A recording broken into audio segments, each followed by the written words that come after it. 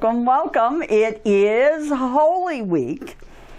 I know that because I have more work to do. And so I thought I would talk about Holy Week and the things that happen, or some of which don't happen too much anymore, and maybe some things you really didn't know about before. Thursday, of course, is Maundy Thursday, which is an interesting day. First of all, I've talked to many people who say that's their favorite service of the church year. It is mine. And I'm not sure why, except I think it's because not a whole lot of people come. And it's very informal most of the time. So, and it has to do with the Lord's Supper, and sometimes we do that more casually than we do other times. But what is interesting is it is called Maundy Thursday, which has nothing to do with communion. In the book of John, in the last meal that Jesus has with his disciples, which in John is not a Passover meal. Passover has not started yet. There is a long farewell address. I mean long farewell address. And in the midst of the dinner, Jesus gets up and prepares himself like a servant to wash the disciples' feet, which he does. Our friend Peter, of course, says, no. And Jesus said, well, you have to be washed by me. And then he says, well, wash all of me. And then a few verses later, Jesus says to those disciples who have gathered, I give you a new commandment. You shall love each other. You shall love each other as I have loved you. And going back into Greek and Latin, commandment is a word very similar to Maundy. So Thursday is Maundy Thursday because of Jesus giving the commandment to love. Except most of our churches emphasize the Lord's Supper. Foot washing is something that is not done often. The Roman Catholic Church has kept it a tradition for centuries and centuries, as have Quakers and the Amish. It is part of their life together. We are very jittery about it, and it doesn't get done much. A lot of churches, instead of washing each other's feet, they wash each other's hands. I think that takes away from what Jesus is actually doing, which is a menial job, which was the lowest servant there was in a household, was to wash the feet of people who came to the home to visit. And Jesus, by example, shows then what the life of the disciples is to be. So that's Maundy Thursday. Obviously, we know the next day is Good Friday. I was always fascinated with that as a child. How come they call it good? Well, over the years, I got some theological understanding of that. I think it's just as valid to call it Holy Friday as the rest of the week is called. That was the only Friday of the year that, anyway, the old ENRs that I grew up with, I don't know what it was like here, but you didn't eat meat on Good Friday. Catholics did it all the time. We did it on Good Friday. My mother, who worked, and I was home from school, and my father got the day off, would call at least 4 times to make sure that my father had not eaten any meat. She didn't seem to care if I did or not, but by gosh, we had to watch Walter.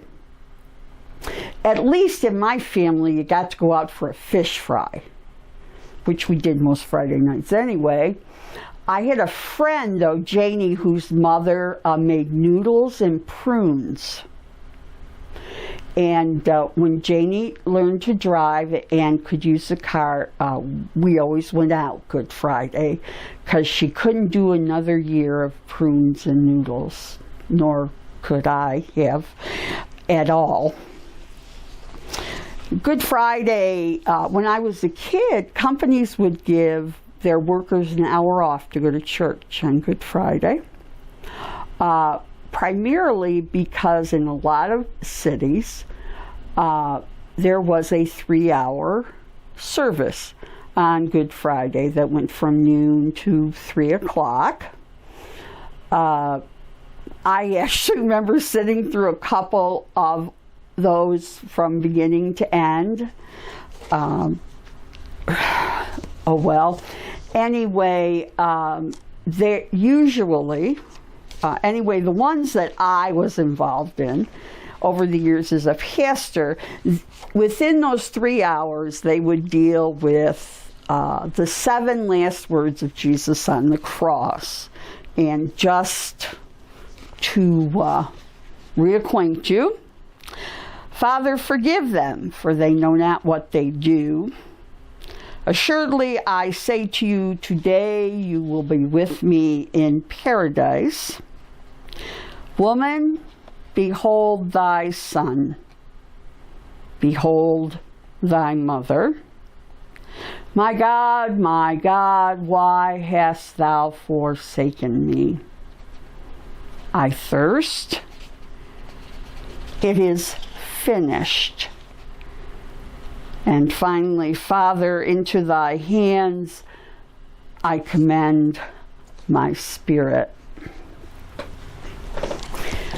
On Good Friday, we also began what the ancient, the early church called the Triduum. It was translated, it meant 3 days. Good Friday, Holy Saturday, and Easter. And there was obviously special services held on each of these. The information I found most interesting was about Holy Saturday, because I had thought over the years it had turned into the Holy Easter egg hunt day, which it had been for many churches. That's when they had their Easter egg hunt. But there were some beliefs about Holy Saturday, which make it a really interesting day. I don't know if we wonder or even think about, once Jesus was in his grave, what that time period was before his resurrection, when he was dead. The Apostles' Creed tells us he was crucified, dead, and buried. That is an aspect of the faith that we probably don't look at very often. And Holy Saturday became Harrowing Saturday, or that is what happened on Saturday, and it talks about the fact that what Jesus does when he descends into hell is he brings alive those who have been dead. Harrow is a word that means to get to churn the soil up, to get things going. And so in effect, Holy Saturday becomes a day when Jesus' activity has not stopped, but that he has visited those who are in hell to help them, to serve them. It's something that is not, it's not a big selling point. People don't talk about it a lot. But I thought it was interesting that over the centuries, people have taken seriously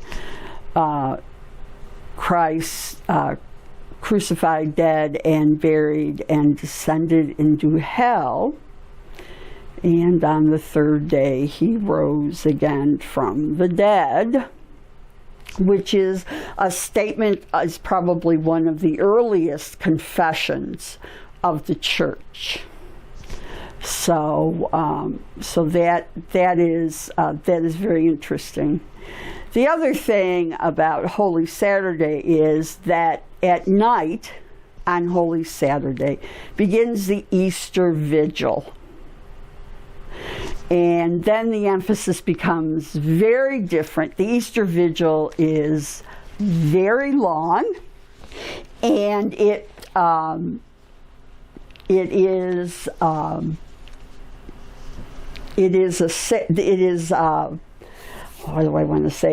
discipline that not many in the church do anymore, because it is an all-night service until sunrise on Easter, which obviously makes sense.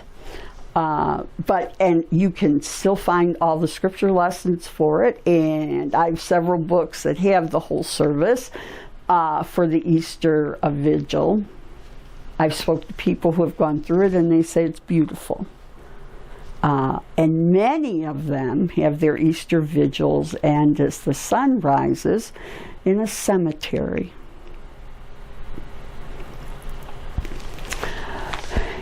Easter, I'm pretty sure you feel pretty good about knowing all about. And you probably do know a great deal about Easter. What we don't usually think about Easter is its very beginnings, and it was not called Easter. Easter is an Anglo-Saxon word that means spring. Now that makes all sense, doesn't it? Spring, that's usually when Easter happens, or soon before spring starts. Anyway, for the very, very earliest Christians, it was called Pascha. Sounds a little bit like Passover, because that's what it was related to, was the Passover. It's really hard to find the beginning of when the church separated out from Judaism and set up Sunday as their day of particular worship, rather than the Sabbath, which is Friday night to Saturday night. So their Easter celebrations have changed, and certainly when the Orthodox Church broke away from the Western Church, they both went very different ways in terms of Easter. So I have told plenty of people this, but I think you should have it just before Easter. Here it is. When is Easter? Frustrates the Sam Hill out of me that Easter changes every year. And Easter changes every year, so Pentecost changes every year, and Ash Wednesday changes every year. I like my Christmas. We got a date, we know what we're doing, we can know what's going on. But because the church, the early Christians, stuck so close to the celebration of Passover and that meaning involved in that, it was tied to the moon. So how the moon operates has everything to do with when we celebrate Easter. Here it is. Easter every year is after the Sunday after the first full moon after the vernal equinox. Sunday the 28th that we just had was a full moon. So Easter this year is this Sunday, April 3rd, 4th, thank you.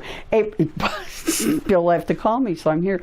April 4th, because it's the first Sunday after the first full moon, after the vernal equinox, which was this year the 21st of March.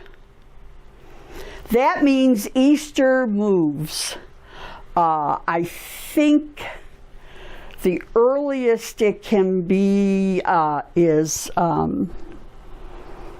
like the 20th or 27th of March, and the latest it can be is April 27th. Now, the Orthodox Church will celebrate their Easter on that day if it is after Passover. This year, Passover is still going on. So the Orthodox Easter will not be until later. That means that when our Easter is, Pentecost is 50 days after that. Because there is a Jewish holiday of Pentecost, and it was related to Passover. And you wonder why I get tired on Holy Week. I think it's interesting to know all these things, so I make you listen to them, and I do apologize for that. I think it is helpful, though, to know what some of the traditions are, why these things continue the way they do, and what meaning are we supposed to get from them. Or what we can add to its meaning. So I hope everybody has a blessed rest of Holy Week. I look forward to Monday, Thursday, and of course to celebrate the resurrection of Jesus Christ on Sunday with all of you. Take care. And I guess for a couple days you have to wear your winter coat again, so I'm sorry. Take care. Bye-bye.